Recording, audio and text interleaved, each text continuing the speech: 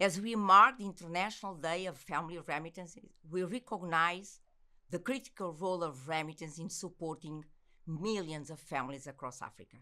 The numbers are clear. Remittances provide a vital source of income for over 200 million people on the continent. And remittance flows to Africa reached $100 billion in 2023, nearly 6% of the continent's GDP.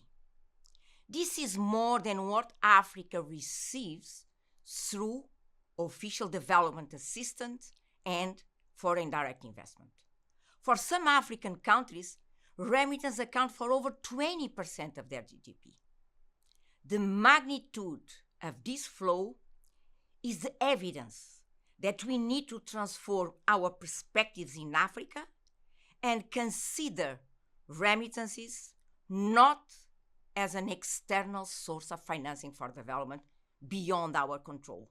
Instead, remittances are a domestic source of financing that can be tapped into and leveraged through effective domestic resource mobilization.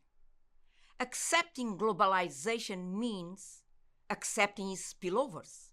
Yes, remittance flows come from overseas, from an accounting standpoint, but from an African policy-making perspective, these remittance flows are domestic resources. They can and should be managed as such to promote the Sustainable Development Goals. They are an external flow, but not an external finance.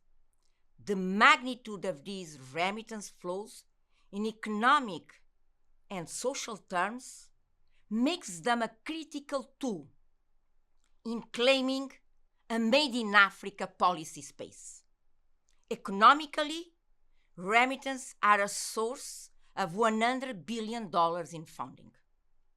From a social perspective, with over 200 million African family members relying on remittances for many, they are the difference between survival and destitution, between going to bed on an empty stomach and having a meal. As a critical piece in claiming a Made in Africa policy space, remittance become a key lever in tackling the triple paradox of financing, energy, and food systems that are hampering Africa's development. To tackle the triple paradox, shifting the paradigm of Africa's finance for development from ODA to domestic resource mobilization is the game changer, and $100 billion from remittances can make a major contribution.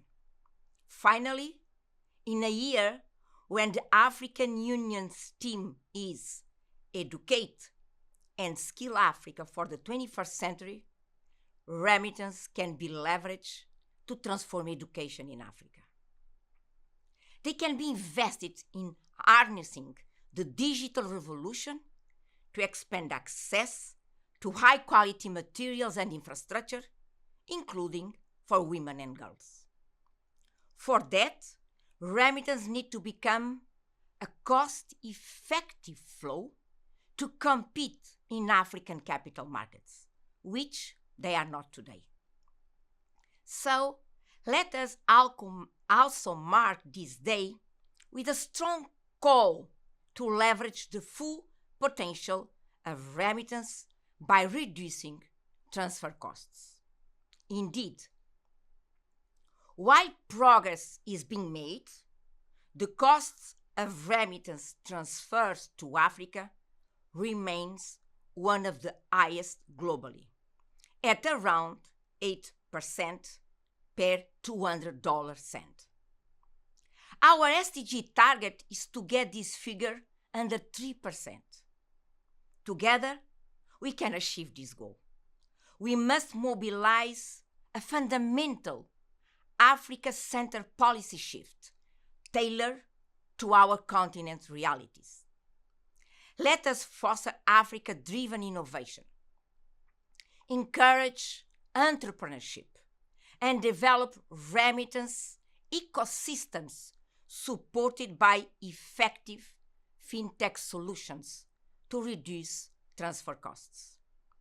This is how we can, together, deliver the promise of digital remittances for cost reduction and financial inclusion.